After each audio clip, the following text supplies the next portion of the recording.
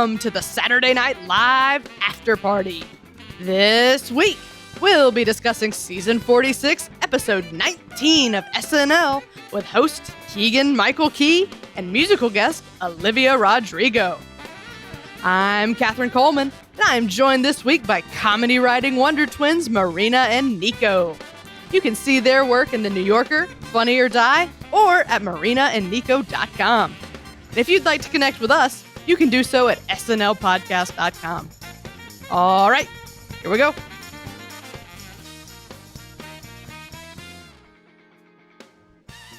Hello, everybody. Welcome to the show. How are you two doing today? Hey, doing good. Thank you for having us. We're doing great. Thank you so much. Excited to be here. I'm thrilled for you to be here. Thank you for agreeing to come on. You both have so much sketch background and you write such funny things, and I'm so excited for you to be here. For our audience, I know Marina and Nico through my time at UCB. They were both teaching there, and I happened to get to work on a little shoot with them, and it was super fun, and I was immediately impressed and said, oh, I can't wait to see them around more. It was really fun. It was great. Obviously you're very qualified in my book, but for our audience, why don't you tell us a little bit about, your sketch cred, what gives you the right to be here, and how you got into SNL and everything. So, Marina, why don't you go first? Awesome. Yeah. So Nico and I, we've been writing sketch together for 15 years. We started writing. I know. We haven't said that sentence in a while. I know. It's really wild. It's a long time. God. No, it's a good thing. I'm impressed. Time is crazy. Yeah. But we met in college and we were on the college sketch team together and then kept writing sketch together afterwards, and then kind of expanded from sketch to playwriting, audio writing, TV writing, and all of that stuff. We also have been teaching sketch comedy classes at the UCB. That's us. Yeah. What college? Swarthmore College, right outside of Philly. Swarthmore College. Boy Meets Tractor. Mm-hmm. Name of the sketch group. Mm-hmm. If you guys, Boy Meets Tractor. Shout out to Boy Meets Tractor. They're still on campus. Yeah. They're still Boy Meets Tractor. If you had to estimate, how many sketches would you say you have written in your life? That's a really good question. That's a great question. I think probably hundreds, could but not necessarily thousands. Or maybe one singular thousand. I think we could be in the 1,000 range for sure. Certainly. You forget about them. Oh my gosh, yeah.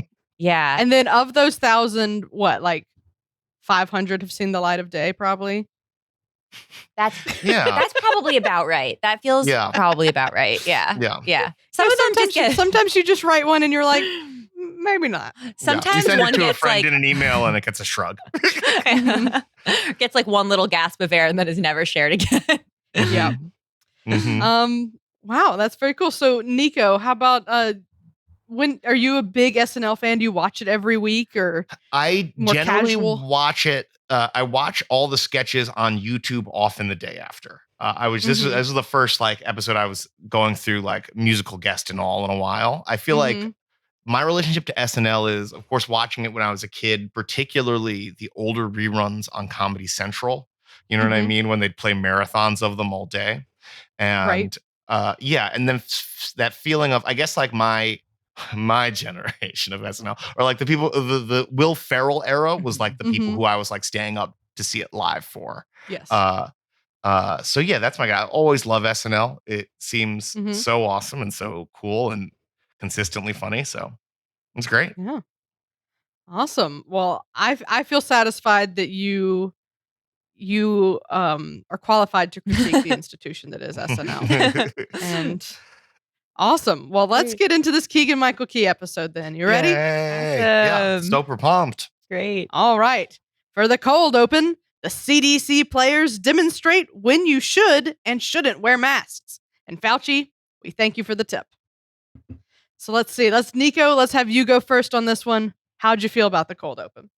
I liked it. So my personal bias is that the cold opens are always too long, but putting that aside, the lines made me laugh. I've related to Is This a Trap? I liked all the scenes. Oh, especially the one where they storm the Capitol building. I like Ego Nwodum and Bowen Yang flirting. I think that I'm shipping that relationship, so that also gives it a bump up. So I was pretty charmed by it. I was pretty charmed. Yeah.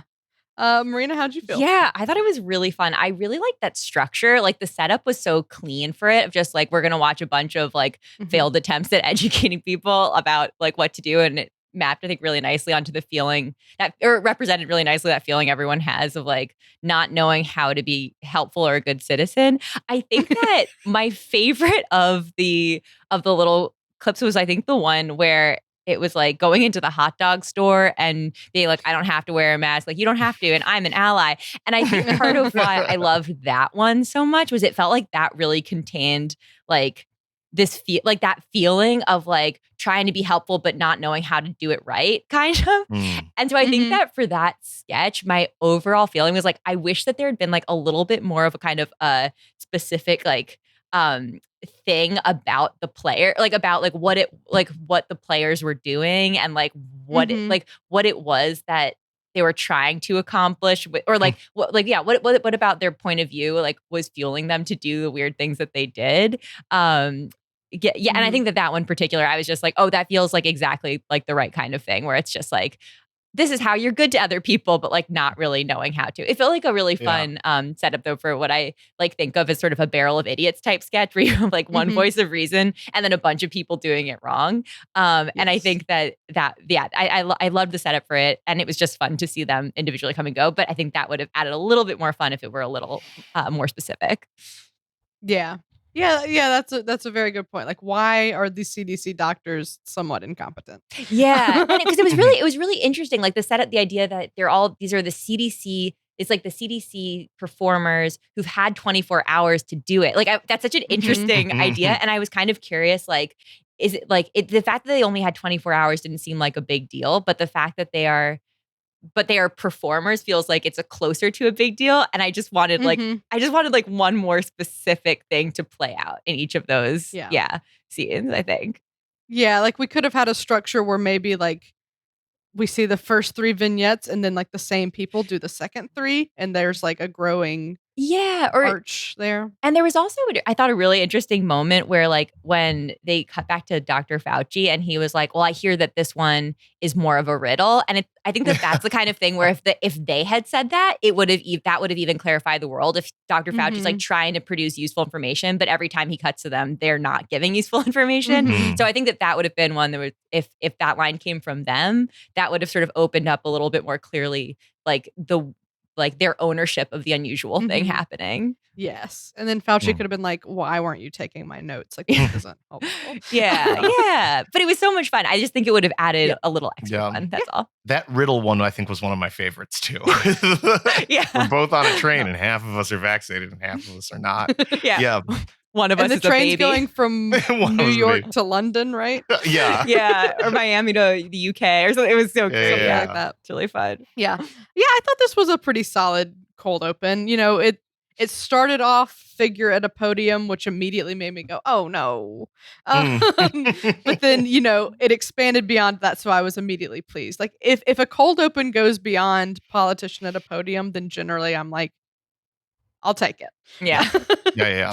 Well, I also think, you know, what it did well was it did have a very consistent game. Like they were doing the same thing the whole time. And sometimes cold opens can be a little bit of a mess where they want to do too many things. But this one stuck to it, and I think it was better for it. Totally. Yeah. It was so clean. I think I also really have a soft spot for sketches where people are trying to be helpful. I think that's like one of my favorites. It's such a fun way to package like unusual behavior, just like when people are actually trying to help. So often sketches are like one person's being unpleasant and weird, and like I think it's fun when you just have people try like doing their best. Yeah. And it's just more fun to watch nice people. Yeah, I thought so.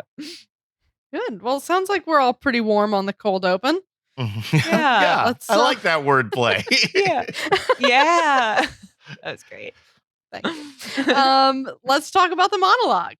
Costume changes, songs, Q&As. Keegan is gonna do it all tonight.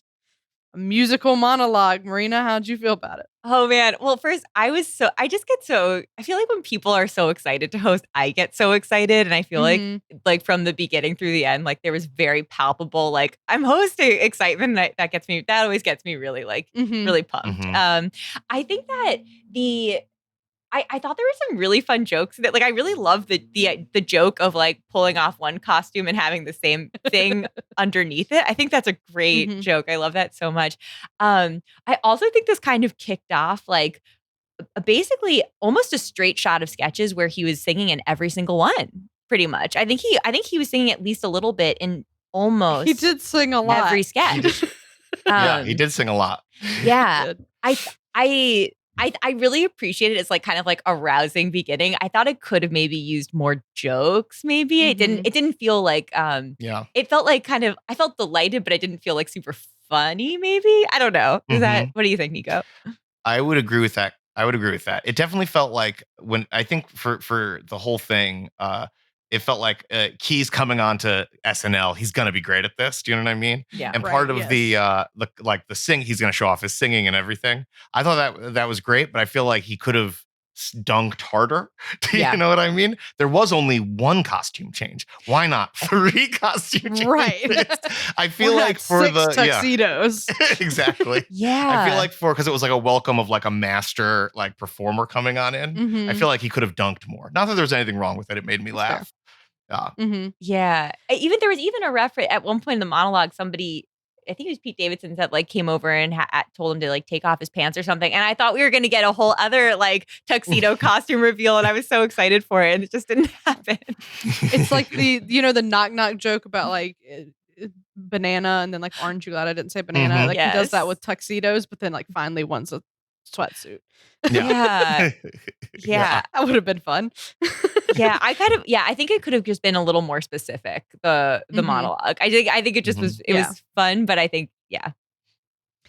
I mean, so like Nico was saying, like typically we look to the monologue as like a lot of times it's like I'm not that familiar with this person. Show me that I'm in good hands for the next 90 minutes. Yeah. We don't need that from Keegan-Michael Key. We know.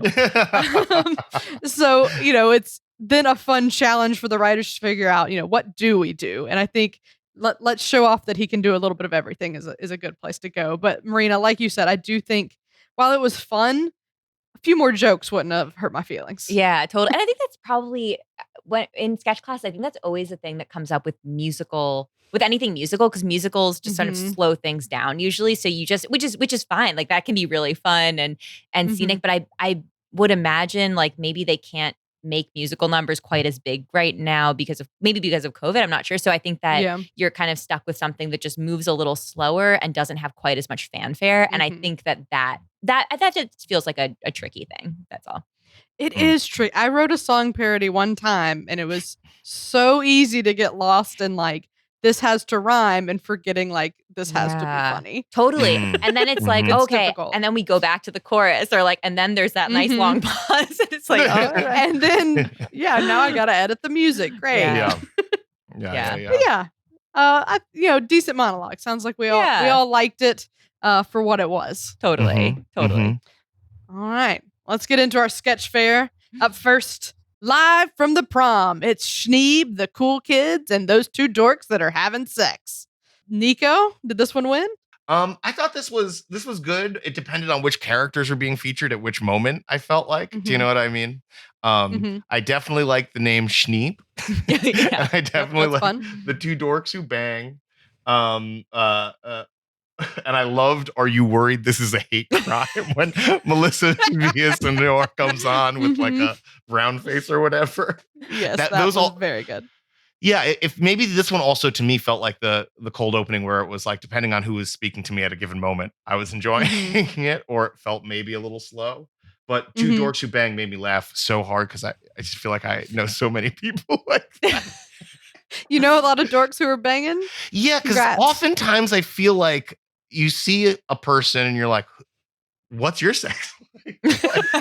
And then you meet their partner and it's like, oh, that's what it's like. And you never expected it. And it's like, oh, that's a great couple. Okay, I like that or a lot. Sometimes you meet a person and you're like, oh, I bet your sex life is something. And then you meet their partner and you're like, Now I'm confused. yes. Mhm. Oh gosh. Yeah. Marina, did this one win for you? Yeah, this one, I think I totally agree with Nico that it just, I mean, and it makes sense for a red carpet structure of people passing through that like some of them are more fun than others. I also really loved the two dorks. I think the term now we're having full sex every day. I think full sex every is like day. one of those like I think there are a lot of lines that I thought were really well crafted in this one, and that was one, the full sex every day, and like there's something about the peekaboo moment with the dress, and it's like, oh, I because don't have a mom. I don't have a mom, and like no one will be honest with me. I love like there were little lines like that were so punchy and fun.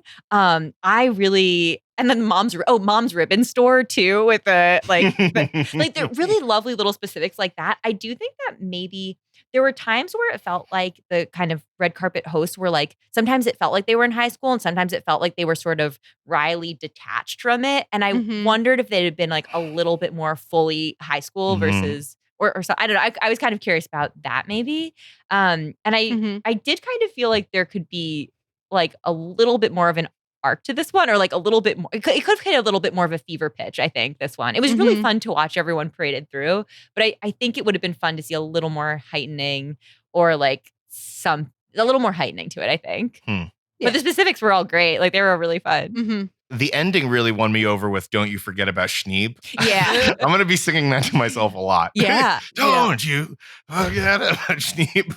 Yeah, that was really delightful. And another entry in the musical numbers of the evening, which were so much fun. That's right.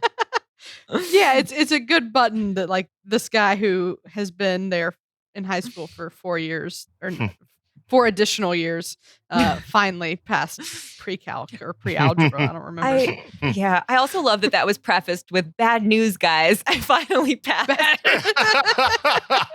It's so great. It's such a great, like, again, like all the little lines were crafted so nicely. I like those moments.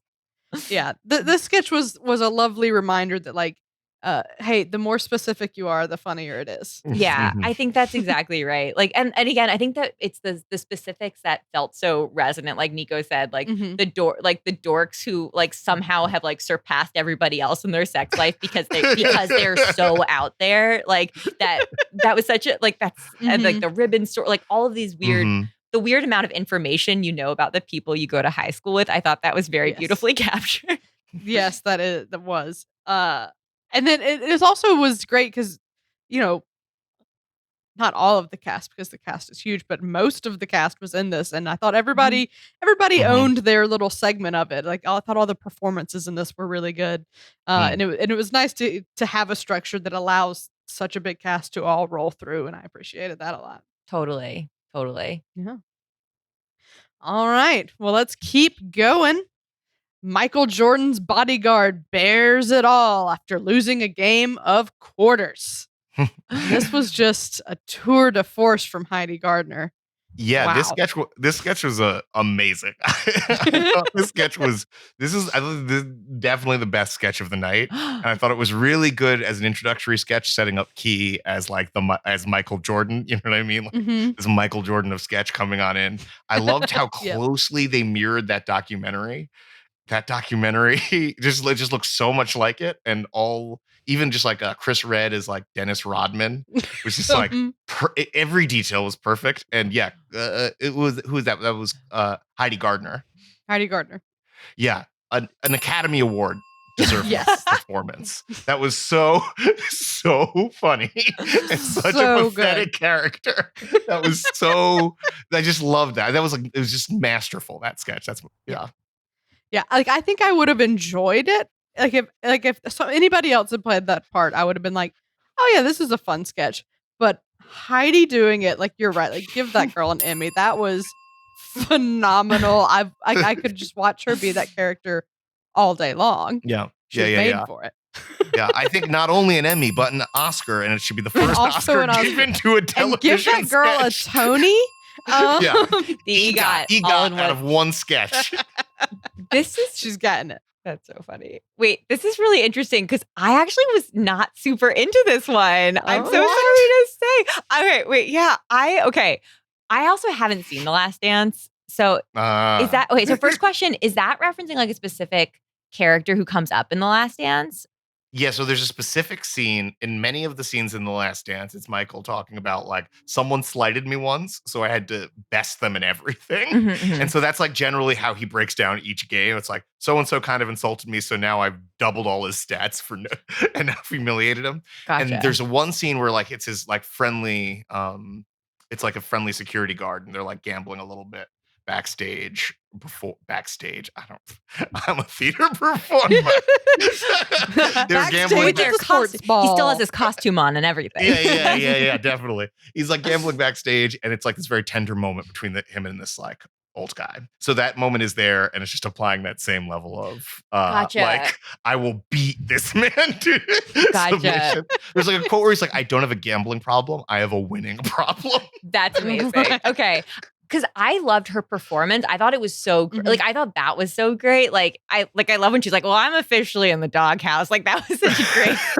that was wonderful. I loved that. I think that it sort of felt like a little bit listy to me. I think it was sort of just like kind of like now the next bad thing is going to happen, the next bad thing, and like which is totally fine. But I think like my favorite parts to watch were like like just that character's like kind of reactions to it. I kind of wanted to like live with that character a little bit longer instead of like moving on to the next bets, I think. So that was all. Yeah. And I haven't seen the documentary either though. You gotta see this documentary. I really do have to.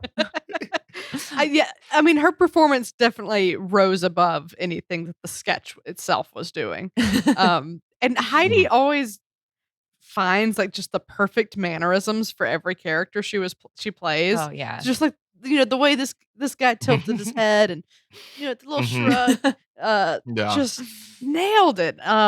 She blew me away. It was an incredible performance. That was like, that was great. This one also felt the most like a Key and Peele sketch to me, in that it was like really mirroring that style. Yes. Do you know what I mean? The camera work, it's like more of a digital short, but that type of like being pre-taped mimicry. helped with that, Yeah, it was really great. Maybe the pairing of like not having seen the documentary and like loving the performance so much is part of why I had this reaction. Because I think I felt like very sad for the character. I think I was just like, leave this poor man alone. Right. No one's helping each other there. No one. Yeah, exactly. I've already stated my preferred type of sketch. I loved Michael Jordan's just like complete like lack of awareness. He's like, it's $6,000. You can make that in a day. And he goes, I can't though. That was so funny. I loved that line. That was great. Yeah. Lots of good stuff in here. Primarily Heidi Gardner. Oh, so funny. EGOT. She's EGOTten. All right. Well, let's talk about up next, The Muppet Show. And if you're not enjoying it, then you are more than welcome to leave. Nico, did you enjoy the Muppet Show? I had a conflicted relationship to this sketch. On the one hand, especially when the security guards come in, I started laughing, but it felt like a hate crime against Muppets. Can they do that? Can they bring in these Muppets but not call them really Muppets? Weren't the Muppets on SNL at one point? It felt like a weird fake Muppet situation, and that jarred me as someone who loves the Muppets. That being said, once a Muppet historian wrote a theater history essay about early Sesame Street. I thought once the security guards came, I thought it was funny, and I thought that like you can leave the venue. We're not with the show, we're with the venue was a very funny like justification. Yes. And I think the puppet work when they beat that Muppet with the eyes was also great. Very good puppet work in general, but it did make me feel deeply uncomfortable. Mostly because I don't know what get the real Muppets there. I guess you can't really beat the real Statler and Waldorf. Right. Yeah, that might be a problem. I loved the puppet work was so good. Like after he beat the one, and I don't know which one's which. I'm sorry, Nico. The other one, like the way he like turned to the side, like he was like in shock, was A+. Yes. Marina, how'd you feel? Yeah, this one was really interesting. I also had mixed reactions. And I think that so I think that my main issue with this was sort of like a base reality issue because overall, like the premise of two security guards who don't understand Statler and Waldorf's deal is so funny to me. Like that is so, Yes. it's like Statler and Waldorf are there to heckle. That's what they do. It's so funny to me. And I think that could have existed in the world where Statler and Waldorf were there. Cause like famously the Muppets like never break character in performances, right? So I think it would have been totally fine for this to be a world where it's like the Muppets are, it's like it is a Muppet show and this is just like how it works. And instead it was like Statler and Waldorf were real people that they were responding to. I feel like something kind of was getting like they weren't part of the performance, but they were still puppets. They were being treated like, I mean, I think that part of the premise is them being treated like audience members. So I'm not saying that like that's the problem, but I think that there was some sort of like base like I think that basically what I wanted somebody to, I was curious what would happen if like somewhere after that first beat someone says, oh, it's okay. This is like what they're a part of the show and this is what they do. Like, I think that it would have been interesting to see what happened from there, like how it would have been forced to heighten or how it would have been forced to like find other ways to play it. Cause I think that it felt like, and maybe this is my critique for like a few other sketches in the show, it felt a little ping-pongy maybe where it's sort of like now they come back. And I just feel like there's maybe a way to like cultivate more of like a scene and a dynamic growing out of it. Because again, I mean, I loved when Keaton said, look, I'm not a fan of the show either. Like, that's so funny. Like they're like the security guards' disinterest in the show that's happening, but commitment to maintaining order is so funny. Yes. And I just think squaring away the reality that they were in would have let there be more room for that kind of stuff to come out, basically. Yeah, I think that's fair.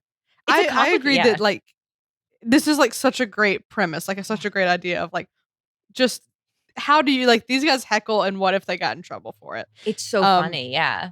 Fabulous. So many places to go. But I see what you're saying about like it was a little ping-pongy and like maybe it's because I've just watched way too much SNL, but as soon as Keenan and Keegan exited the opposite side of the stage from where they had exited last time, I was like, oh, they're going to go up behind them now. Yeah, right. Yeah, totally. I saw it coming. Yeah. And also to Nico's point earlier about it feeling like a little upsetting, I think to me, like when they picked them up and there was nothing underneath, like that to me was as jarring as if they had like ripped someone's arm off on TV. I was like, you can't show the underside of a Muppet. Like that's you're not allowed to do that. Like you can't crossed do it. a line. It's really, I really yeah, like it did very feel like viscerally. it broke some rules. Yeah. And rules are meant to be upheld. Yeah, exactly. That's my Well, sketch Why the philosophy. security guards are here. My sketch philosophy is everyone must get along and all the rules must be upheld. Well, you must have been really fun. Yeah, it's really fun. Yeah, no, I think that most of the time, I think when I think most notes to me really do come down to like, oh, this is just the thing that would have allowed the more fun thing to be there more of the time. But I realize it does sound a little finger waggy. So yeah. No, I'm teasing. Wag. It's a lot of it's that thing where we have the very cushy job of critiquing the thing that they already made and spent, 5 days on. And we're like, okay, but here's how you could have done it a little bit better. Yeah, totally. Yeah. But yeah, no, this one, I liked this sketch more the second time I watched it. I'll say that much. And I felt like it was the closest to achieving what I anticipated Keegan-Michael Key would do when he got here. Because he comes out with the security guard with like a lisp, and he's just like very, very over the top and very intense. And that's like in my head, that's a Keegan-Michael Key character, like substitute teacher, just a level of intensity that is unrivaled. Yeah, just like also such a highly specific situation. And again, I think that's why I really just wanted someone to say like a producer to say like, oh, this is just a part of the show. They're just going to be doing that and just like live in that reality because it's so specific. But I think that character and that energy, those were so, I mean, that's so much fun. Just the base reality question for me. Yeah. All right. Well, closer to middle of the road on this one, but I think we all, at the end of the day, it sounds like we enjoyed it well enough. Yeah. And let's move on to Gemma and DJ Balls give a rousing performance for the TGI Fridays patio. Oh my god. Gemma is a recurring Cecily character.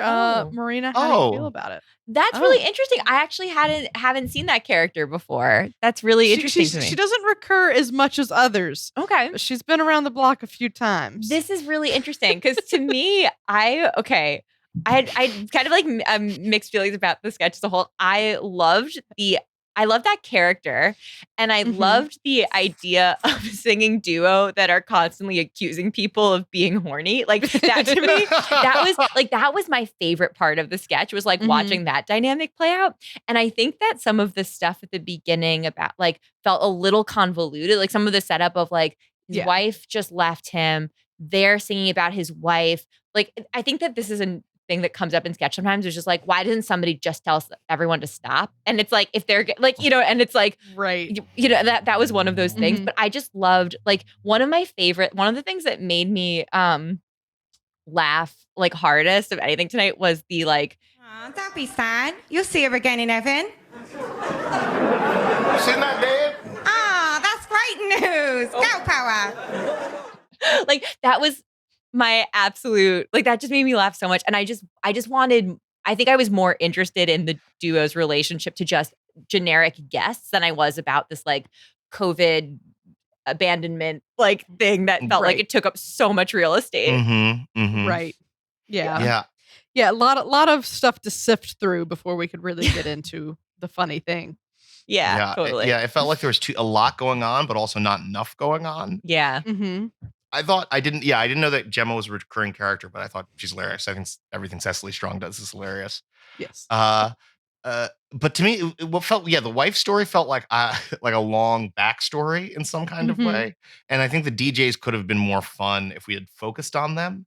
And then there were also the several people sitting next to Keenan, right? Keenan's the guy with the wife. So there's several people sitting next to him. And I was, by the end of the sketch, I was like, wait, Chris Redd is in this sketch? Why haven't they given him anything funny to do? Like, there's like a bunch of like talent on stage.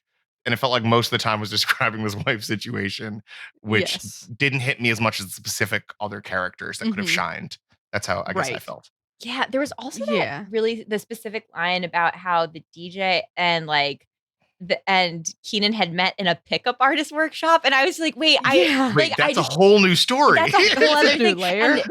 And like so many, again, most of my notes for any like whether teaching or like doing this, it's usually just like, oh, but like I want more of the thing that's fun, and like the specific fun thing to me was just that the duo paired with literally any sort of audience situation, right? And Gemma is not my favorite character. I don't have like that strong of a feeling on her, but what struck me as odd is to take this recurring character and then put her in a setting where she, in my opinion, didn't seem like the focus. So that was kind of a weird choice. Yeah, I didn't know where the focus was in this sketch in general, you know? Yeah, it was a little all over the place. I think that's part of why I'm so surprised to learn that this is a recurring character, because it's like for me that she was my favorite part of the entire sketch, and I guess I just now have to go back and watch the other sketches that feature that character. But yeah, there's something about like the pairing of like the kind of like offhanded delivery, but like the truly wild things that she's saying, but like the lack of like any sort of like friction with the absurdity of what she's saying. I don't know. I really loved that character. Yeah. She kind of has like no social awareness and is always singing a weird song. Yeah, I just think that type of accent's hilarious. Yeah. Yes. And Cecily plays it very well. All right. Well, let's talk about Olivia Rodrigo, speaking of musicals. And she performed Driver's License and Good For You, which was a disappointment because it wasn't just a second performance of Driver's License. No, I know I talked to both of you on Friday and you both said, I don't know who that is and I've never heard this song. So, Marina, hit us with a first impression. Yeah, well, so minutes before the episode began, I was like, oh, I should look up this Driver's License song in case there's some sort of reference to it or something. And I listened to it and I was like, this is beautiful. I really liked it.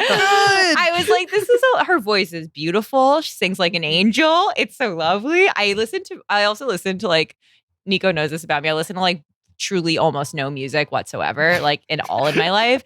But I was like, this is so pretty. And I think I expected it to be like more of like a dance pop song, like based on how people have been talking about it. I thought it was lovely, and I thought she performed it so beautifully. It was just, I just love when people just show that they're really good at singing, and she was great. I thought it was nice and simple and really beautiful.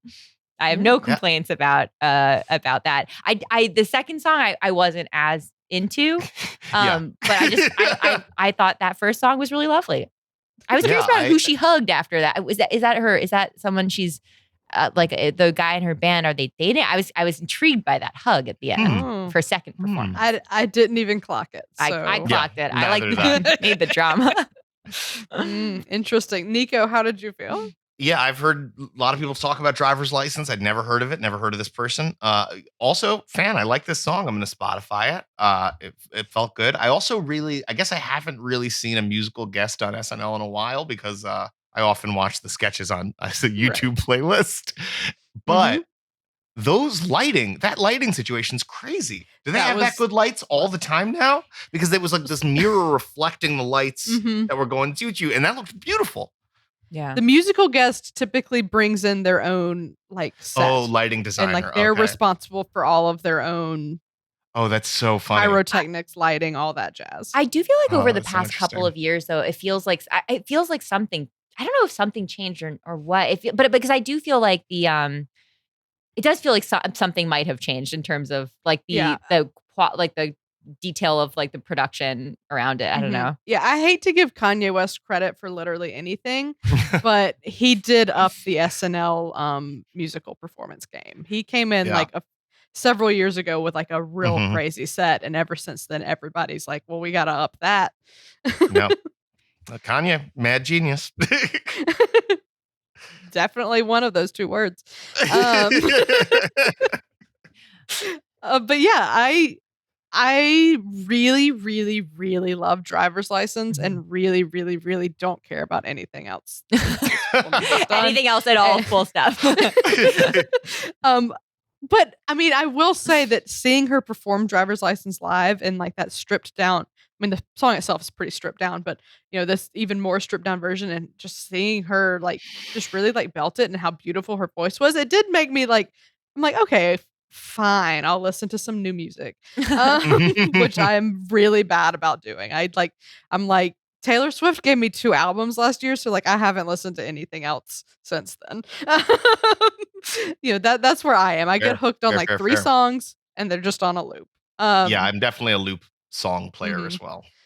But she impressed me. The lights were really cool. The performance was cool. The second song was fun, but I just want Driver's License on a loop because of deep issues with who I am as a person. I also I watched so I was watching it live with my boyfriend. He made an interesting point, which was it feels like a lost opportunity not to have her in the prom sketch that they had earlier. Oh yeah, that would have been smart. That feels like that would have been a really nice. That would have been touch. a really fun cameo. Yeah. Anyway, and she was in High School Musical, the show.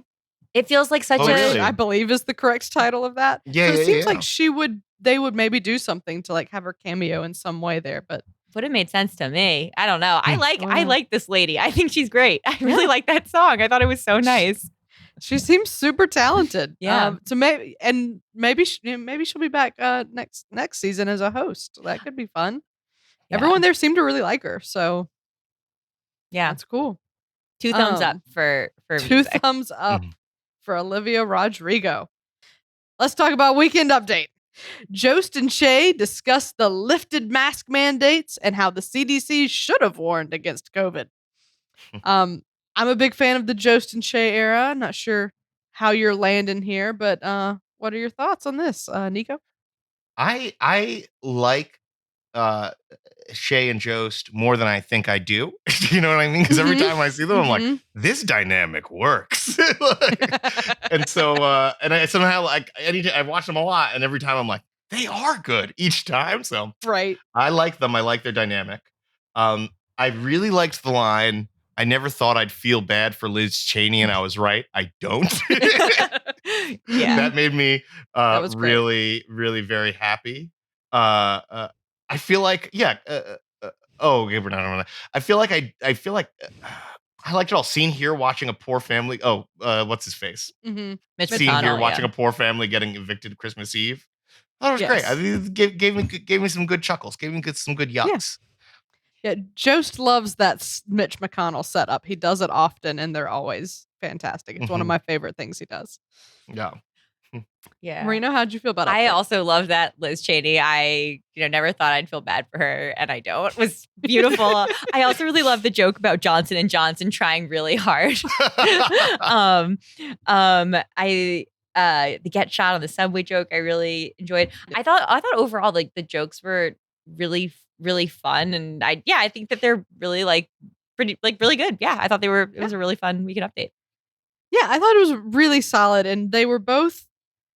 All of their jokes this week, I feel like were very in line with like their personalities. Like sometimes their jokes always are, because it has to be in their voice. But like this week, it seemed like really fine tuned. Like Jost's jokes were very Jost, and Che's jokes were very Che. Yeah, I liked that. I'm really impressed also with how much how Che does it's like real newscaster, but there's so much space for performance within every given line or piece of line. I don't know. I think it's really impressive. It's just cool.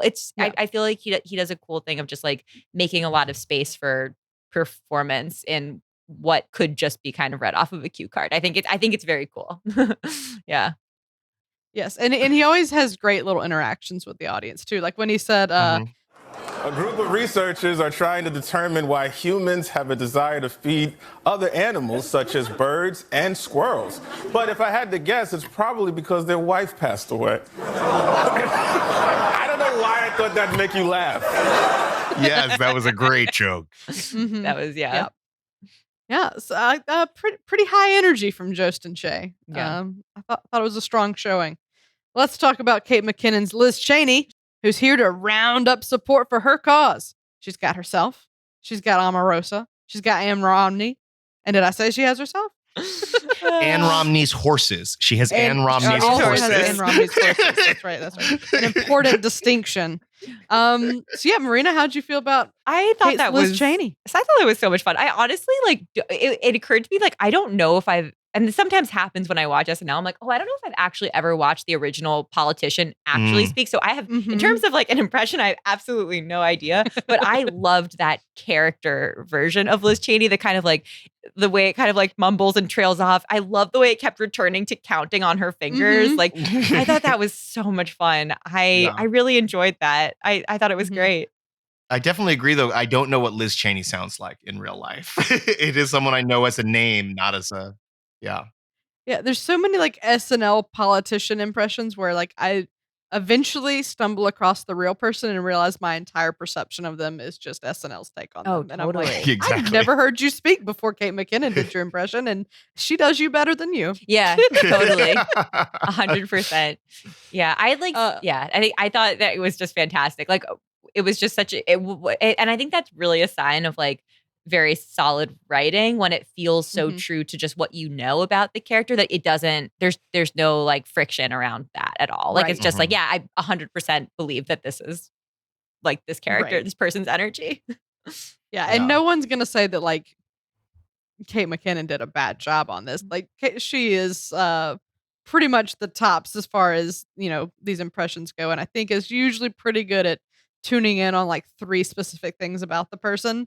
And so we got the counting on the fingers, the trailing off, and the accent, and that is a perfect impression.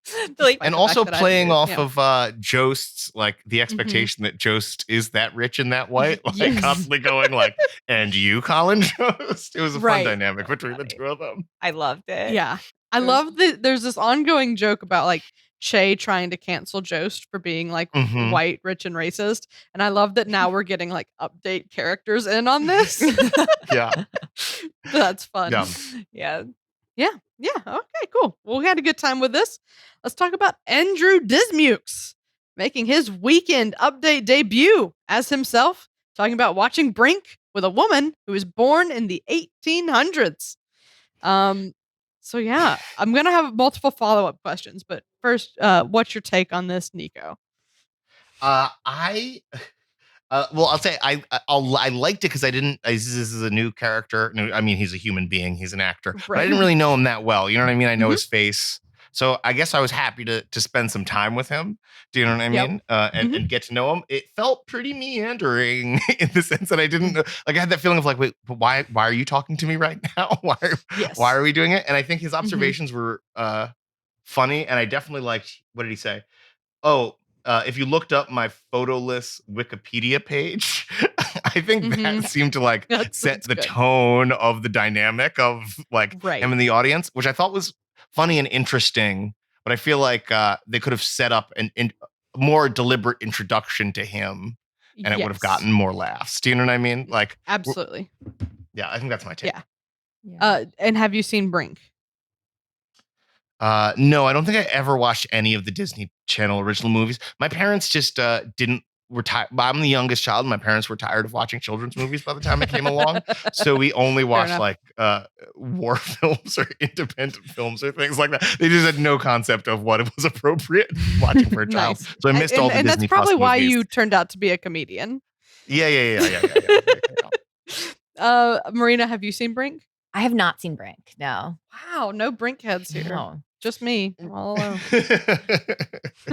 What did you think of the piece, having not seen Brink, which really was not that vital of a Yeah, I think that part of I agree with Nico. I think that I think also part of the problem for me is just like in general when they have people come up as themselves and do stand up on Weekend Update. I think there's a part of me that's just like, oh, but it's like I think it just needs a little extra framing, either in terms of like a specific issue that's coming up or a specific whatever. And I know that they kind of tied it to another story, but it didn't feel like kind of like locked in quite enough into place. And then I think I also really didn't like. I mean, I think that they were trying to kind of lean into it, but like when I don't remember what exactly the intro was, and then the line was like, all right, well, now that you've given all of that, we're finally talking about the thing that you came here to talk about. And it's like, oh, I don't know. I think in part because this is such a relatively new cast member. And like, I don't know if I haven't watched that like as much of the season, but like it felt sort of like, oh, this is like, you're sort of like, unless the game of it is a person who is not getting to the point or something like that, it sort of felt like throwing them right under the bus before having them do the story. I don't know. I feel like it's like, oh, why didn't they just cut that beginning and just have him start by talking about this experience? Right. I agree. It felt like a little meandering, and I don't know. He kept on like referring to like how people weren't laughing, and it made me uncomfortable in the same way when I go to a stand-up show and someone's like, well, I guess this isn't the audience that likes that, or I guess this isn't good. And it's like, no, just power through. Just help each other. Yeah. I know it's also, it just felt like, I was kind of watching him get a little thrown to the wolves. And I don't know. He's like, I thought there were some really funny details. Like I really loved the calling attention to like why you call somebody old mama or whatever the name was, like why you keep reminding her that she's old was very funny. But I don't know. It felt like they took kind of a while to get there, and then called out how long it was taking them to get there and how bad it was going in ways that stressed me out. Because you like it when everybody's nice. I like it when people have a good time. And you're like, Colin Jost, please don't bully Andrew. Yeah, it just the energy of all of it felt weird. Like it felt a little off. And I think that especially like the punchlines are so specific on Weekend Update, and the guests usually have such a specific game. And then it felt like, oh, and just someone's up here doing stand up. Yeah. Yeah. I mean, I liked that little throwaway joke about like, oh, and now we're at the point. I thought that was because I think the reason it started with all of the backstory is because they were acknowledging that most viewers do not know who this man is. Yeah. And I'd be interested to go back and watch like maybe the first time Pete Davidson was himself on Update, and if there was that layer of like, we got to get this baseline knowledge and then I can do my jokes. Yeah. But I do think, and I'm not like an expert in stand up so much as like I know a lot about sketch, but it felt like maybe we could have weaved a thread a little better between like his backstory and connecting through the whole like Meemaw thing. Yeah. Because it was a little meandering. And then like when he got to the jokes, they were really good. I really enjoyed them, but there was so much dead space in there. It just was a Mhm. little awkward. Yeah. Yeah. I would have had them lean into the awkwardness more. Do you know what I mean? That the Mhm. only story today, it's a very important story. We just need to take 5 minutes to talk about how Andrew Mukes does not have a photo on the Wikipedia page. Let's look at Right. his face. Do you know? And we could have like leaned into that Mhm. awkwardness Yeah. a Yeah. little bit more and get a bigger sense of him. Yeah. Yeah. And I was a little sad because I've watched some of his stand up like on YouTube, and he's really, really good. Like he's very Mhm. funny guy, and I love it. Like there's this one bit he does about um how conservatives like viewed the whole Target bathroom situation. And I mean, Mhm. I watched that video every other week. Like it's Hmm. so funny. And so I was really excited when he came out, and then felt a little let down because I just didn't feel like it was quite as polished as it could have been. Yeah, I feel like it's just when they have a stand-up person, like, bringing them specifically on to call like, to talk about a specific thing in the news or a specific whatever, is just, like, Mhm. a very easy way to, like, plug them in without having to sort of introduce them as a person, and it felt like they were a Right. little it felt like they were maybe more leaning towards introducing him as a person at Mhm. the cost of his, like, getting to do jokes, kind Yeah, of. like they didn't trust us to just say, "This is fine. It's a cast member. Tell your jokes." Like Yeah. they felt they needed to Mm. introduce us to him. Yeah, totally. Yeah. All right. Well, not the best debut of the season, but I think Andrew's got some good stuff up his Yeah, sleeve. totally. I'm Yeah. excited. I To think see. that's and I think that's why I was like, "Oh, no," like, why it was stressing me out, 'cause I was like, Mhm. I don't know, he seems like he's funny. I just felt like it Yeah. sort of felt like the deck was stacked against him, and that made me Right. bummed. Yeah, I love to cheer on a featured player. All right, well, let's talk about our last feature. Bob Baffert is here to set the record straight about his totally jacked horse Medina Spirit. Marina, you're already laughing. So I how'd loved you that feel about one. I thought that was really fun. I really love that was Beck Bennett, right? Like Yep. Yeah. I loved that one. I thought it was so funny. I really loved the graphic of the horse playing baseball. That really made me laugh so much. Yes, that That was so yeah, good. it was so good. I really love like the lines like hooked up with another horse, fell out of his mother's hole, and I told him run, little bitch. Like all of that. Like Mhm. I just think that character was so funny and like sleazy. I just loved it. I thought that was Yeah. really, really delightful. Yeah, it was so well performed. And like I think the whole situation is all like the idea of like giving an animal steroids is already so crazy that like yeah like let's see the person who's associated with that situation. I'm so I would believe anything you told me about that person because that's an Yeah. Yes. insane thing to do. Yeah. Yeah, he, I he agree he's a 100%. loose cannon. I really loved that character. That I think made me laugh. That was like some of the most I was laughing during that episode. Yeah. Yeah. Nice. And Nico, you felt the same way? Yeah, I thought it was delightful. I think it's just the horse racing industry sport. I don't know what we call it. Just is so right. It just seems so crazy to me and full of such weird. Mhm. Anytime I've like a story comes into view because I don't really follow it, it's like, Right. wow, that's Yeah. bonkers. So I was happy to live with that. And yeah, and that's Beck Bennett, right? I thought Yep. he was great. I think Beck Bennett's always great. I Yes. sometimes get confused between Beck Bennett and Alex Moffat, and so I get tripped That's up. fair. But Beck Bennett always makes me. So Yes. funny. Yeah. So Bex, funny. as soon as he slid out with just that like shit-eating grin, Yeah. Yeah. you're like, this guy's something. I thought this the first time I watched it, like Saturday night, I was in a room that was like a little bit loud, so I was missing a lot of details, and I felt just kind of middle of the road on this. But when I rewatched it this morning, I was catching like when he was listing his other trophy horses, he said like Mark McGuire, Yeah, Kumail which Nanjiani, which was really funny. Yeah, and So great. Kumail. So So yeah, I liked it a lot more the second time. I'm not quite as hot on it as you two are. Like I liked it, I didn't love it. that's fair. Yeah.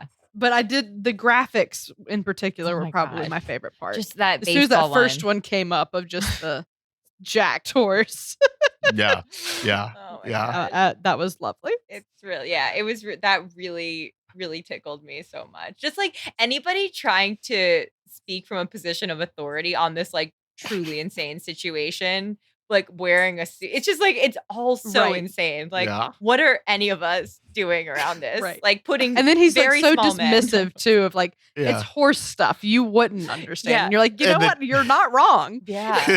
So I also funny. love the touch on the hand. Yes. All right. Well, let's get into the back half of the show. The Kennedy Center honors line. And this one is a weird one because they scrubbed this sketch from Hulu and YouTube. So if you didn't watch it live, you didn't see it. So do they do that Mm. because of the lyrics that they were using? Like they can't post I- them? Or was it for I've never seen this happen. So I've Okay. seen it happen where there's a licensing issue and maybe the sketch is only up for like a week or so. yeah. But I've never seen it just straight up not appear. It was a really strange sketch. It So like also, yes. I like my assumption is that it's not because like it didn't go well. You know, like my assumption is it's like Yeah. my Yeah, assumption like is there's like a right They don't usually, even if it goes completely off the rails, it still gets uploaded for what it is. But right. I think it has to be a licensing issue. right? Like I didn't think it was I was smiling as soon as it began because I was like very excited by the setup, like the idea of these two like old-timey Broadway ladies about to like Right. sing this. I was like already like, okay, here we go. I was so And excited. Kate and Cecily loved that Oh. dynamic, and they're usually pretty good at it. So I was- was excited. I was so excited. And then it was sort of just like the premise was sort of just like nobody knows the words and everybody's sort of forgetting it in different Mm-hmm. ways. And so it didn't really feel like that much like fun stuff was happening. Like it sort of but I don't think like in replaying it in my head, the only place it continues to exist now, Right. it seems like I don't think it didn't feel like, oh, there's something going horribly wrong. Like I think that was the sketch as written. But it just didn't feel like there was sort of any place for it to go because like it wasn't specific about what they were forgetting or the way in which that was frustrating for the stage manager or whatever. It just felt like, oh, this is sort of like just generally a show that's going badly, and like that's Right. usually just more specifics just help make it more fun. Yes. Yeah, I don't know. What did you think? Yeah. I'm curious to hear your thoughts. Well, it lost steam pretty quick. Yeah, Like I kind of had fun when they were just like line, yeah, and he would give it to them. Like I was like, oh, this is funny. Let's see where this goes. But like you said, they found decent places. Like, okay, if they forgot that, then they also forgot the choreography and forget the names and their stories. But none of that is super heightened. yeah. There's sort of I think it was just sort of like, oh yeah, this like people forget lines and celebrities like sometimes like demand like to I don't know be coddled through a performance like that all Right. like all that sort of it all just kind of was like I don't know it sounds like it's going badly I guess Right. I yeah have to confess, I missed it, and I only know of this sketch from your descriptions now, and I am sorry I missed it. But it's so weird It that they happens. just disappeared yeah it. it's Yeah, they just scrubbed it. I think that like with this type of sketch like I think that there are like it was sort of like inoffensive. It was just like it just didn't feel like super fun or it didn't feel like super anything. It just kind of came and went and that was it. Yeah, I don't know. It was just Yeah. I just didn't Yeah. like even if it had been like the lyric like because they were forgetting the lyrics to I've got rhythm, I've got music, I've got dancing, who could ask for anything more. So that was sort of right. But like even if they had been like forgetting, there was something heightening about like what they were forgetting or I don't know. It felt a little stagnant to me. Yeah. It just they didn't have anywhere to go. Yeah. And they tried real hard to keep this going for 3 minutes. yeah. But I don't think it needed to. That said, there were moments. Like we got Keegan spanking Cecily, which is fun. We got him saying that he was hanging out with the trash boys from Stomp, which is a fun line. yeah, that is a fun line. Yeah, totally. It's like there's these little bits that are good, but just like I think the premise in the game was not strong enough to sustain the full thing. I think there's also sometimes, and I'm honestly having trouble like remembering too many details about this. Like I didn't even wind up taking that many notes while I was because Right. I was not latching on to that much. But like I think all of it was in the context of a show, right? There weren't like breaks in between where it was just No, them. yeah, or it was right? all straight. and I kind of think that like that's like a really, to me, I sort of analogize like sketches that take place in the middle of a performance as like sort of like sketches that take place in the middle of a yoga class in terms of the challenge of like structuring or heightening them. It's Yeah. like the sort of dynamic of the sketch can often override the like ability to heighten or like change the pacing or anything Yeah. like that, or like Same thing with like a break. game show or anything like that. Yeah, Yeah. totally. And like at least game shows sort of have natural breaks where it's like, okay, let's like check the scores or let's go to this Yeah, new round 2. segment. Yeah, exactly. Whereas Right. like in a performance or in a yoga class based sketch, which I know don't sound like those should be similar, but I think they often fall into the same like categories of like challenge. Like I think I think that that's just a thing that you can get stuck on. And I think it sort of felt like one continuous kind of murky beat and then it was just done. And yeah, I don't know. That was I'm really curious to know why I'm sure it's just licensing. Like it gotta be wasn't licensing. Yeah. yeah, there was nothing It wasn't catastrophic. highly offensive. No, Yeah. there was nothing It's not like- catastrophic about it. They did a Safe Flight sketch a few years ago where the Safe Flight guy was a pedophile, and that got scrubbed for obvious reasons because Safe Flight was mad about it. But I don't think this had that effect. But that is a really good observation, Marina, about like maybe part of what's holding it back is that format.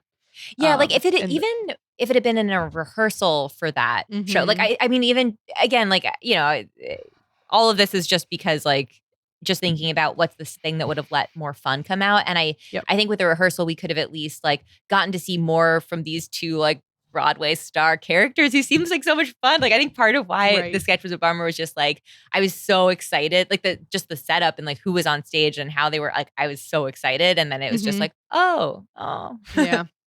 yeah. It happens. All right. So that was the sketch that doesn't exist anymore. So let's keep going into our 10 to 1. It is graduation time. And please hold your applause until the end. And I thought this was pretty fun. This was more upbeat than some of the other stuff, I think. So Nico, what'd you think about it? I thought this one was fine. To me, it didn't feel unusual enough. It just felt like felt, and I think you can like. I think could be a plus for it in some ways, but it just didn't feel weird enough. It just felt like, oh, this is what a high school graduation is, and I got joy from some of the lines, but got mad at the principal. Does that make sense? I was just like, oh, so like. You're just being mean to people when they're yelling people's names. Just I don't know. It just didn't feel. It didn't feel strange enough to me. Though I definitely relate to the constant yelling out of things as people go across. Does that make sense? I don't know. Maybe that's just shooting from the hip. Totally. No, I think that makes sense. Because it was like this was fun, but you kind of expect this to be like the first sketch after the monologue. But coming on at 1 a.m., you usually expect that to be a bigger, zanier, weirder way event. out there thing. So the positioning in the show did throw me off a little bit. And I kind of almost wonder if that's in part because structurally it's a little too similar to the prom thing. It's like effectively a red carpet style thing where it's like a high school situation, people passing through, right? And similar, like as far I mean, technically it's two different topics, but they're both topical to like end of the school year. Yeah. I think, Nico, I totally agree with you on this one. I also thought that like it didn't feel that unusual and it did feel like the principal, and I think this is kind of what I mean when I say like I like sketches where people are trying to be helpful is that like when you this is sort of the opposite of that where it's like the voice of reason character is trying to end it so hard and so consistently over and over and over and over that it like it feels like it's strangling something in a way. Too aggressive. It's so it was so aggressive and there was no like point of view sort of evolving. I think that the thing that I really liked about this one that where like I think I wanted to see more of was when it started becoming more about the interplay of the different families there. Like the moment where like when it was like we fought for you, like when one family or like let her kid walk across the stage again. And like when they started like commenting on the like quality of the graduates as they were going by, like I thought there was something very interesting about the families teaming up against the principal.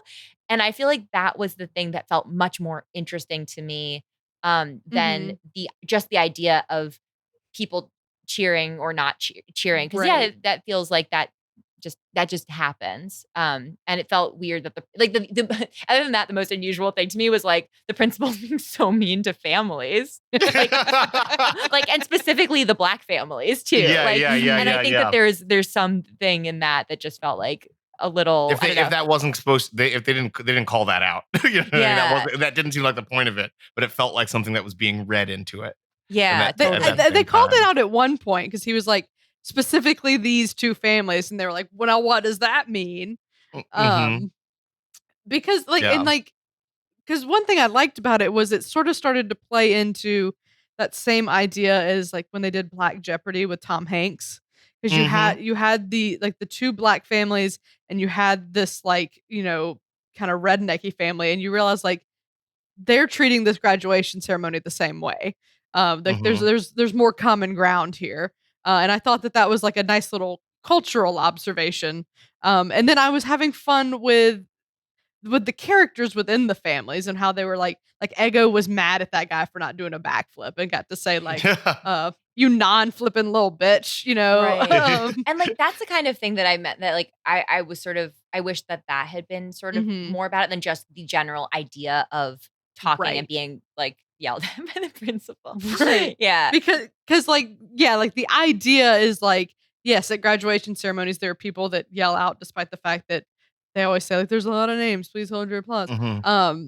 And like, that's fun. But then when they got into those characters, like, you're right. Like that's the really fun thing. And we just wish like get to that faster and like do more with that. Yeah. And also like if like the inspiration behind it is that line, like that idea of like, please don't cheer or whatever. Like, I think there could have just been a little bit more variety and more different ways of reacting to, like, because like it does feel like a challenge that's being given to you. Like, I don't know, when you hear that at a grad, it's like, I don't know, like we can celebrate. I don't know. It's anyway. Yeah.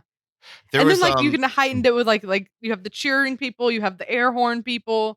Like what more, like what new levels of like disrupting the flow of this graduation ceremony can we get to?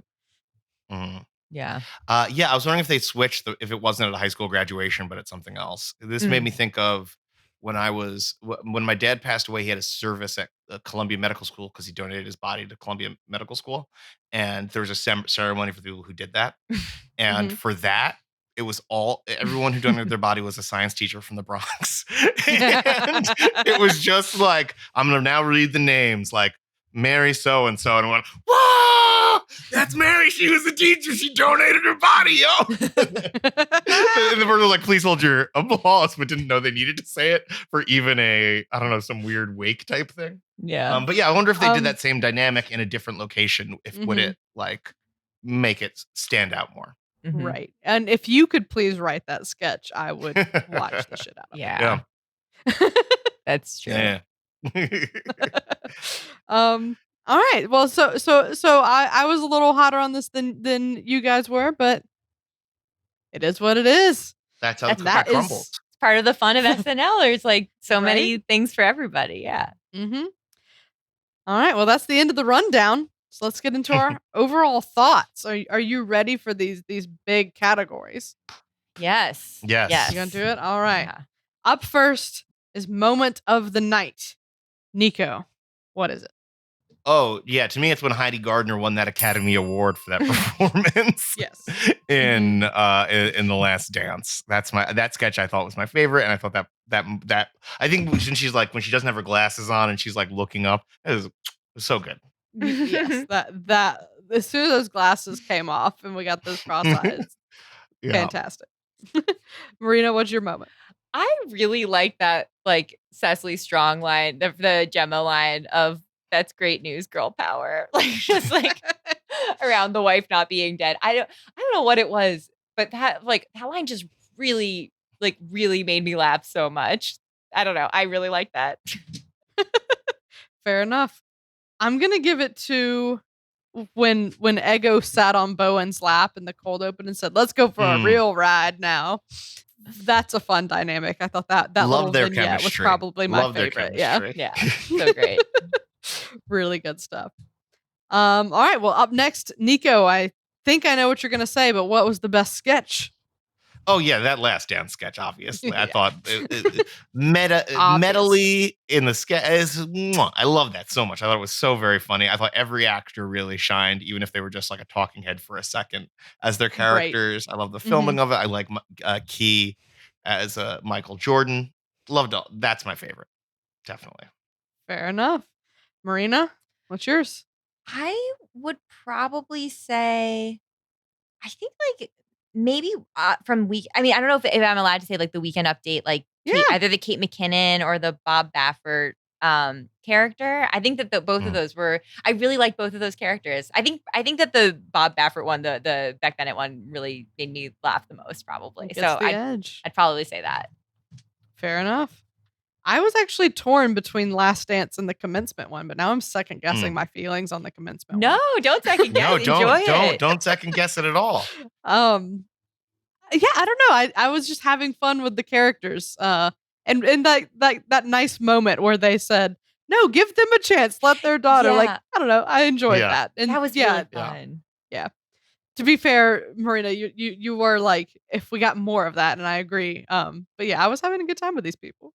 But yeah, and that's what I think is kind of, sorry, just like, I think that's part of what's fun about like talking about sketch is that most of the time when there are things you wish were different about a sketch, it's just because there's something you liked that you wanted more of, right? And I think Yeah. that that's like, I don't know, I feel like that's sort of where I felt about that one. Yeah. Mm-hmm.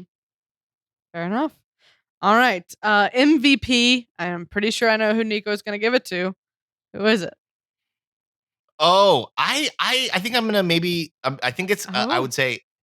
Ego Nwodum, I would say, is probably the Alright. MVP in the sense that Surprise. she was in the most sketches Mm-hmm. and like in each character that she showed up in. I was like, oh yeah, yay. You know what I Yeah. mean? So I think she's doing the overall work Heavy in this lifting. with this. So that Mhm. heavy lifting. I do think Heidi Gardner's performance was my favorite performance of the night, but I don't think she was in as many things. I don't think she was pulling Fair. the same weight throughout. That's fair. Ego is phenomenal, and I think Ego of the whole season might be my season 46 MVP. I haven't, we haven't got to the postseason yet, but Yeah. she's having a good year. Marina, who's your MVP of this episode? So this might be a weirder one just because it's like she wasn't in a ton of the show, but I think Cecily Strong, just because she made me laugh so much in the middle of a sketch where I was like, I'm like legitimately like a little confused about what's going on, but I know that I love this. It was like, Right. it made me laugh. That character made me laugh so much. I had no idea it was a recurring character, and now I have to look that up. Look all of that those sketches. Very good. But yeah, I think for me it was her. Cecily often makes the play. She is a powerhouse and underappreciated, I think, too. Yeah, she's so good. I mean, characters and voice of reason character. Like, I think she's just she can do it. She does it both. She can be a lunatic and a voice of reason. Yeah. Well, I'm going to give my MVP and Oscar vote and Emmy vote and Tony vote to Heidi Gardner. Yes. But I mean, to be fair, like Nico, like you're right. She wasn't in everything, but that one thing that she was in. Chef Like kiss, that good. was perfect performance. I mean, when I got home, because I'm in Alabama visiting my family. I was at the lake for the weekend. I got home, and both of my parents mentioned the Michael Jordan sketch was good. And I said, yes, like Heidi Gardner was to die for. My mom went, that was Heidi? Like, that's how good this character was. Like, she had no idea. And I mean, just out of control good. Wow. Like, I am amazed at how much I loved that performance. So, Heidi gets my MVP. And now it's time for the big one. On a scale of classic, great, decent, weak, or train wreck, Nico, how would you rate this episode? I would have described this as a classic SNL sketch in the sense that it's like a solid show. It's doing everything SNL does. But I wouldn't say it's the best. I wouldn't put classic at the top of my list. So I would have switched those orders around. Think of it as like a 1 to 5 star rating. Okay, in my 1 to 5 star rating, I'm giving this a 3.5 to a 4. Okay, so decent plus. Decent plus, but decent feels too harsh. Do you know what I mean? They did everything. Yeah, they I did said the job. same thing. You know what I mean? A few episodes ago, I was like, I think this is decent because it's in the middle, but decent. I don't like the connotation of the word decent. No. They were doing. Everyone did their job. I feel like. Mm-hmm. Yeah. Maybe like solid as an alternative to decent. Like I think Solid. solid. It's that middle. It's that middle space between decent and great. It's decent solid. 0.5. Decent 0.5. Yeah. And Marina, are you landing on decent? I'm landing on decent 0.5. Yeah, I think it was like. I mean, I think that also. Sorry, one more moment that I do want to call attention to was the very end when like he came out and was like, just seemed so like excited, like we'll see you next season. I mean, I hope I'll see you next season. And it was just like it just I don't know. I think it's always just very nice when it feels like you're sort of, it's such an iconic place, and it always feels nice when you're sort of watching somebody who seems to be like living a piece of a dream or something like that. That energy is palpable. Yeah. And it's contagious. It was really nice and sweet. And so I anyway, it was just, it left me on like a really, I felt like very like happy at the end of it. So I don't know. Decent 0.5. Decent 0.5. Yeah. Keegan came ready to play. I don't know that they gave him enough things to play with. Yeah. So I'm too landing on decent. And I don't know, some of it, because I've seen on the interweb, people are really enjoying this. So I'm trying to figure out how much of it is just a casualty of my high expectations. Like they announced Keegan-Michael Key, and I thought this is going to be the best episode of the season easily. And that's a hard bar to live up to. Well, I think the other thing that's kind of interesting about it is like we associate him with like his sketch show, right? But it's like, I mean, and obviously like he's a huge part of the like Key and Peele sketch show, obviously. But it's just like, he didn't write every sketch, right? But it's interesting because it's like, oh yeah, but there's two different writers, right? Like the writer, there's two different writers. There were two different writers' rooms for those shows, so it makes sense that it wouldn't feel like a sort of like, because I feel like Key and Peele was more consistently as a show like excellent like all the time, and so I think that it's just funny to think about like, oh, it makes sense that like just either not in terms of quality, but just in terms of like the tone of the show wouldn't be the same at SNL, even though I think going into it, I sort of expected the tone to somehow match what I'm used to seeing him in. But it's like, oh, of course it won't do that because it's not the same it's like show. You realize you're like, yeah, that was a silly thing for me to expect. But right. Nonetheless, we did it. Right. No, I 100% did the same thing. It's just funny to kind of retrace my steps and think like, oh yeah, just different from what I expected. Yeah. And it's also that thing where it's really, really hard to compare it to Key and Peele because Key and Peele was all pre-made. Like they had an entire season of writing it to make it the best it can be. And at SNL, you write it new every week, so like it's always going to be rougher around the edges than any like filmed sketch show. Yeah. It was so much fun though. I thought it was still like such a blast to watch. Yeah. Yeah, I enjoyed it. I have definitely seen much worse episodes. Like I had a good time with this, and hopefully Keegan comes back. Surely he will. Oh, surely, he seems to be picking up the projects now. So we got to get Jingle Jangle 2 made next year, and then we'll have two blessings. One will be Jingle Jangle 2, and the other one will be him hosting SNL again. Yeah, and then we can say that dreams really do come true. That's right. That's what we're all pulling for. All right. Well, a decent plus 0.5 all the way around. It was an enjoyable time to watch. Keegan was ready, and thank you both so much for being here and offering all of your great knowledge and wisdom to analyzing this episode. Well, thank you so much for having us. Yeah, thank you so much. This was so much fun to chat about. It was really this was really fun. It's great. I'm so glad you had a good time. So yeah, people, I know they can find your work at marinaandnico.com, but you also have a couple web series out right now too. So do you want to pitch us on those real quick? Yeah, totally. So one of them is called What I Expect When You're Expecting. And it is based on the What to Expect When You're Expecting series, except it is hosted and narrated by a woman who has no idea what's going on inside your body, but is pretty sure that you're going to have the easiest 9 months of your life. So she has all sorts of like her own scientific ideas and 3D graphics to kind of guide you through your pregnancy. Yeah, the 3D graphics on that are wildly good, by the way. They're by an amazing artist named Johnny Hamilton, and he's incredible. So yeah, shout out to Johnny.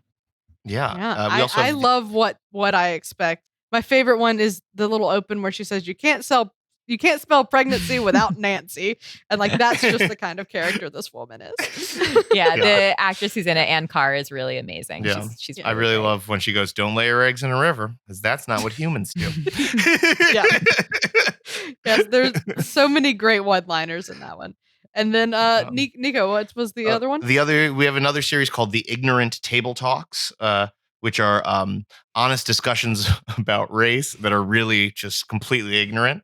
It's like, instead of someone with a degree in race, it's me, a person who doesn't like it when he gets confused for the brown man at Duane Reade, but then goes over to another brown man and asks him if he's works at Duane Reade. So it's some real ignorant conversations about race, and they are forbidden to white people. So you can at any moment watch this show, but it's forbidden to white people. Nice. And the one that kicked that off was the one where you think you look like The Rock, right? Well, I know I look like The Rock is the thing. Okay, We're both mixed. We're both mixed people. We're both super hunks. We're both really strong and can lift a lot of things. Yes. So, that was really an ode to my body looking exactly like The Rock's body, starting that off. I'm forbidding. You're right. I'm sorry. I'm forbidden from watching the series, but I bet it's extremely good. So everyone should take a look at it. Yeah. No, I highly recommend everyone listening check out Marina and Nico's work. It's all super funny and super well made. Like y'all never skimp on the production value, and it's just really good. 15 years of experience, can't go wrong, right? Yeah, baby. All right, well, that's a wrap. Thanks to Marina Templesman and Nicolo Aid. And thanks as well to our most generous patrons, Sam Bowers, Neil Weinstein, Justin Gardner, Grace Kogan, and Brian Clark. If you're enjoying our show, please subscribe on YouTube or wherever better podcasts can be found. Your subscription helps us grow, and your support is greatly appreciated. We'll be back in 1 week when SNL returns with host Anya Taylor-Joy and musical guest Lil Nas X. But until then, this has been episode number 137 of the Saturday Night Live Afterparty podcast. I'm Catherine Coleman. That's my story. I'm sticking to it.